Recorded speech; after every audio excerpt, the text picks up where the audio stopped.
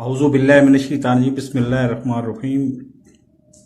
अभी आज जनाब अली अमीन गंडापुर साहब अब से कुछ देर पहले गिरफ़्तार हो गए हैं, लेकिन गिरफ़्तारी इतना बड़ा मसला नहीं है।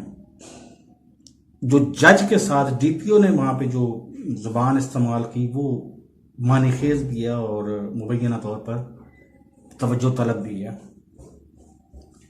उन्होंने कहा जी हम तो इसको जमानत दे चुके हैं। जज साहब ने कहा जी हमने तो इसको जमानत दे चुके हैं, तो आप क्यों गिरफ्तार करने आए हैं? उन्होंने कहा जी इसका केस हो या ना हो, इसको गिरफ्तार जरूर करना है हमने, ऊपर से हमें ऑर्डर है।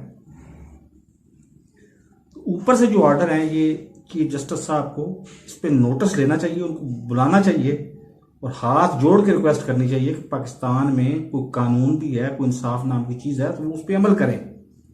आप ऊपर से जो ऊपर से बात करते हैं ना, वो हर बंदा जानता है कौन सा ऊपर से है। खुदा के लिए अब 2023 है, अब मैं टोगो में बैठा हूं 2 लाख किलोमीटर दूर। इसके बावजूद मुझे 1 मिनट में पता चल गया कि अब अली अमीन गंडापुर साहब गिरफ्तार हो गए हैं।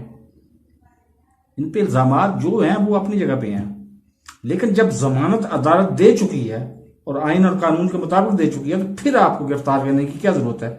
और फिर जो मुकालमा कर रहे हैं वो जज साहब के सामने आप सरेआम धमकी दे रहे हैं कि मुझे गिरफ्तार करना है, तो मुझे मेरे ऊपर तौहीन अदालत लगानी है तो लगा दो, मैंने गिरफ्तार इसको जरूर करना है।